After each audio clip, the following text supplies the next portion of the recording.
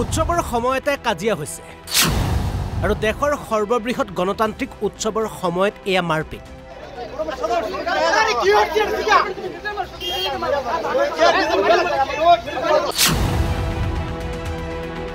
প্ৰচাৰ সভাটো হৈ এবাৰ ভোট কেন্দ্ৰটো মাৰপিট কংগ্ৰেছ বিজেপিৰ।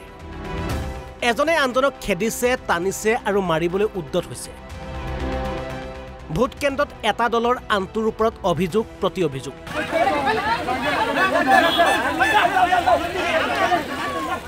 গণতান্ত্ৰিক উৎসৱত চেপা উত্তেজনা। এই মাৰপিটৰ ঘটনাৰ ৰূপহীঘাটৰ শালপাৰা কাজিৰঙা লোকসভা সমষ্টিৰ অন্তৰ্গত এই ভোট কেন্দ্ৰটোত ভোটদানৰ সময়তে এনে এক অপ্ৰীতিকৰ পৰিস্থিতিৰ সৃষ্টি হৈছে। ৰাতিপুৱা 7টাৰ পৰা ভোটদান চলি আছে। এতিয়া মিনিমাম 12টা বাজিছে। 7টাৰ পৰা 11টা 10টালৈকে শান্তিপূৰ্ণভাৱে ভোটদান চলি আছে। কিন্তু হঠাৎ কংগ্ৰেছী ল'ৰাকেইটা আহি আমাৰ এজেণ্টক মানে বিজেপিৰ এটা এজেণ্ট, ভাৰতীয় জনতা পাৰ্টিৰ এজেণ্টৰ বুকুৰ চোলা তোলা ছিঙিলে। আই কাৰ্ডটো আছিল, আই কাৰ্ডটো ছিঙিলে। দেখা গৈছে শান্তিপূৰ্ণভাৱে আমি ভাবিছিলোঁ ভোটটো মানুহে দিব পাৰিব, কিন্তু শান্তিৰ ভিতৰত অশান্তি এটা সৃষ্টি কৰিছে। পূৰ্বৰ দৰে কংগ্ৰেছী গুণ্ডা বাহিনীকেইটা পূৰ্বৰ ধৰে এইটো ভোট কেন্দ্ৰলৈ বালিকা মক্তব্য স্কুলৰ 10 নং 11 নং ভোট কেন্দ্ৰত এনেকুৱা পৰিস্থিতি মাজে সময়ে হৈয়ে থাকে। ভোটদান সময় যেতিয়া হৈয়ে থাকে, এইবোৰ মানুহেই এনেকুৱা কামবিলাক কৰে। আজি ৰাইজে গম পাইছে, ৰাইজে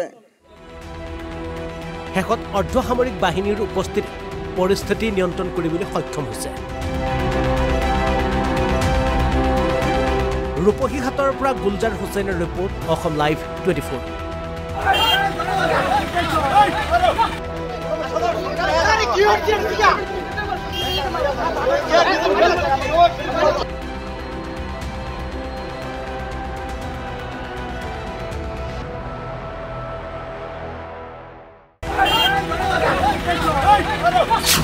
উৎসৱৰ সময়তে কাজিয়া হৈছে আৰু দেশৰ সৰ্ববৃহৎ গণতান্ত্ৰিক উৎসৱৰ সময়ত এয়া মাৰপিট।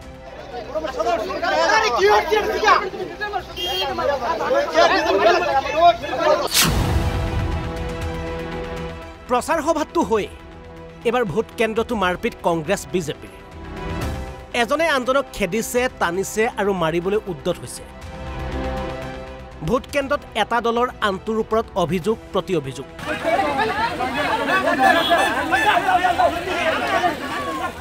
গণতান্ত্ৰিক উৎসৱত চেপা উত্তেজনা।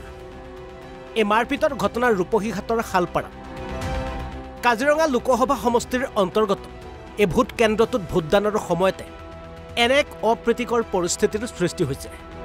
ৰাতিপুৱা 7টাৰ পৰা ভোটদান চলি আছে। এতিয়া মিনিমাম 12টা বাজিছে। 7টাৰ পৰা 11টা 10টালৈকে শান্তিপূৰ্ণভাৱে ভোটদান চলি আছে।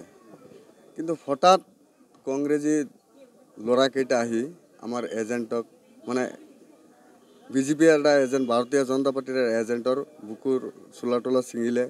আই কাৰ্ডটো আছিল, আই কাৰ্ডটো ছিঙিলে। দেখা গৈছে শান্তিপূৰ্ণভাৱে আমি ভাবিছিলোঁ ভোটটো মানুহে দিব পাৰিব, কিন্তু শান্তিৰ ভিতৰত অশান্তি এটা সৃষ্টি কৰিছে।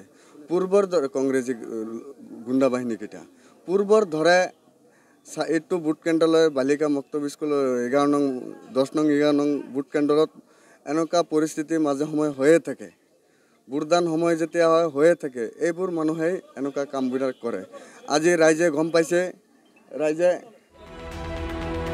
শেষত অৰ্ধসামৰিক বাহিনীৰ উপস্থিতি পৰিস্থিতি নিয়ন্ত্ৰণ কৰিবলৈ সক্ষম হৈছে। ৰূপহীঘাটৰ পৰা গুলজাৰ হুছেইনৰ ৰিপৰ্ট, অসম লাইভ 24।